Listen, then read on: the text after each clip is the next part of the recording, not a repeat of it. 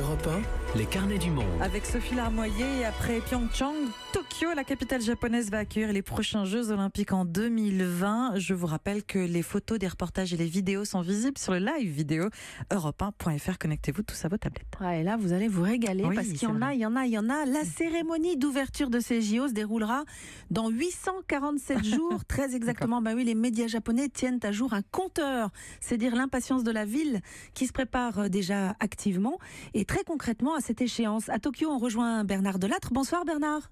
Bonsoir Sophie. Alors, on ne va pas aborder ensemble la question des installations sportives, c'est un peu tôt, mais plutôt ce qui est le gros enjeu pour le Japon, à savoir accueillir en quelques semaines pas moins de 10 millions d'étrangers entre les athlètes et les touristes. Or, les Japonais ont peu l'habitude des étrangers, il n'y a que 2% d'immigrés dans le pays, et le rapport avec l'étranger est un petit peu compliqué culturellement parfois. Oui, ici on appelle les étrangers les gaijin, littéralement les êtres venus d'ailleurs. Les aliens en somme, des gens si différents que, bien sûr, on ne les rejette pas. L'hospitalité au Japon c'est sacré, mais on est sur ses gardes, on n'est pas d'office à l'aise avec eux. D'autant moins à l'aise que peu de Japonais parlent anglais. Mais il y a des initiatives pour éviter qu'en 2020, tous ces étrangers qu'on attend soient complètement lost in translation, et ça commence dès l'aéroport. Oui, à Tokyo Haneda, qui est l'aéroport le plus fréquenté du pays, 85 millions d'usagers chaque année. Les touristes seront accueillis par des robots qui vont les aider à franchir la barrière de la langue. Alors parlons-en, vous avez déjà pu essayer ces robots Bernard. Verdict, qu'est-ce que ça donne ? Eh bien, pour le savoir, je me suis fait passer pour un touriste venant de débarquer et qui ne parle pas un mot de japonais. Et j'ai d'abord essayé Robocot, un petit robot adorable en forme de chat avec un pelage soyeux de couleur bleue. Écoutez ça. Bonjour, je suis un super robot. Vous pouvez me poser toutes les questions que vous voulez. Où puis-je prendre le monorail jusqu'au centre-ville? Au niveau -1 de chaque terminal, le temps de trajet jusqu'à Hamamatsucho est d'environ 25 minutes. Les horaires sont sur mon écran. Génial, ça marche plutôt bien votre affaire. Mais oui, parfois. Autre succès, cet échange avec Kizuna, ce qui veut dire le lien, la liaison en japonais. C'est une charmante jeune fille, mais virtuelle.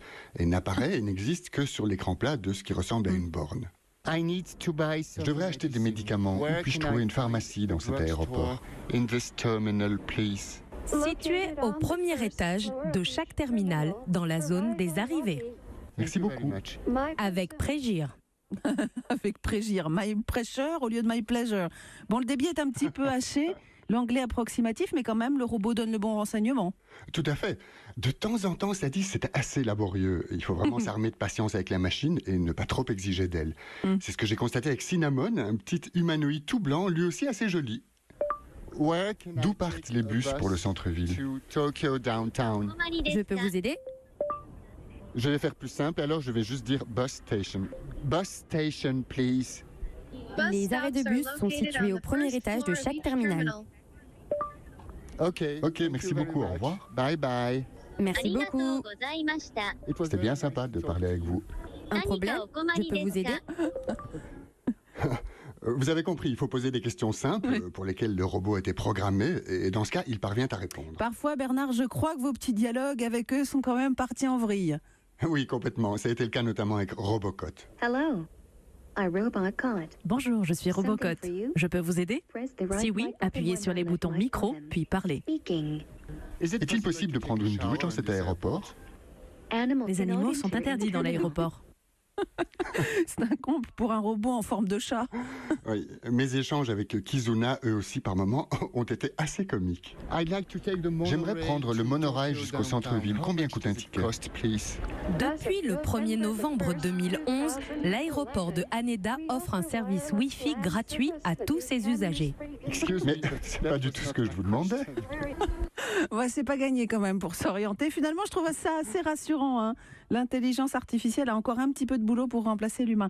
Je propose qu'on laisse nos amis robots très gaijin-friendly se reposer.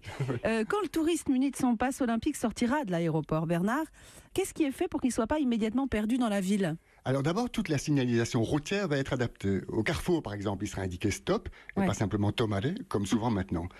Le Japon est aussi en train d'internationaliser sa signalétique. Par exemple, les bains publics, ils sont désignés par un logo représentant un bain d'où s'échappent des volutes de vapeur. Mais les enquêtes ont montré que les touristes voyaient dans ce logo un bol de soupe. Donc, ils pensent trouver un restaurant près de ce panneau. Un deuxième logo, plus clair, avec des petites têtes qui dépassent du bain, a été créé. Et figurez-vous qu'on va même simplifier les logos figurant sur les toilettes high-tech japonaises pour rendre leur utilisation plus compréhensible. Alors ça, c'est très bien, parce qu'il y en a des options sur ces toilettes. Mieux vaut avoir le mode d'emploi.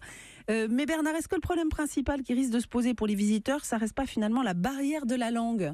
Oui, absolument. C'est un gros morceau de la préparation au long cours des Japonais avant les JO. Et pour ça, par exemple, de plus en plus de restaurants de Tokyo proposent des menus en anglais.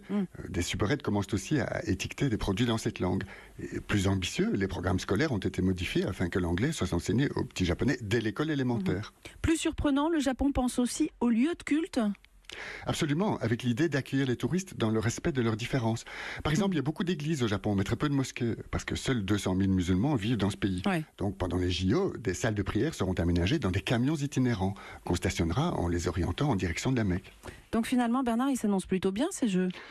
C'est pas trop l'avis des Japonais. 60% se disent mécontents de la façon dont ils se préparent. Ils craignent notamment pour leur sécurité, car ils assimilent l'afflux des étrangers à un risque accru d'attentats terroristes. Et puis, Sophie, certains problèmes qui n'auront pas été réglés d'ici à 2020 risquent de gêner pas mal de visiteurs. Par exemple, dans 2 ans, la plupart des lieux publics seront toujours fumeurs. Le parti du Premier ministre, Shinzo Abe, est très lié au lobby cigarettier, a refusé de changer ça. Autre problème qui peut surprendre à notre époque, les touristes ou athlètes tatoués ne seront pas forcément les bienvenus dans les piscines, les bains publics ou les saunas. Parce que c'est assez mal vu ici. Beaucoup de Japonais associent toujours les tatouages au yakuza, c'est-à-dire à la pègre, la mafia.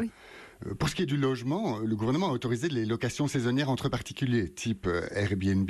Mais la plupart des copropriétés sont en train de revoir leur règlement intérieur pour interdire aux habitants d'accueillir des touristes. Avec le préjugé que les étrangers sont source de problèmes parce qu'ils sont bruyants ou sales. Ils ne trieront jamais leurs poubelles comme il faut. Le système japonais de tri sélectif est certainement le plus compliqué au monde. Dernière question, Bernard. Est-ce que des mesures particulières sont prises pour faire face à d'éventuels phénomènes naturels ? Je pense au séisme, si courant au Japon. Oui, évidemment, la tectonique des plaques se fiche de la trêve olympique. C'est ça. Donc, tout comme les typhons, ce sera leur saison en été, au moment des Jeux. Ouais.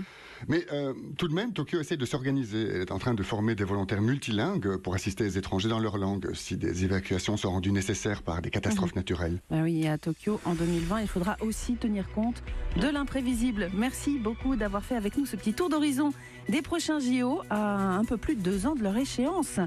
À bientôt, Bernard, à la prochaine fois. Merci à vous, Sophie, à bientôt.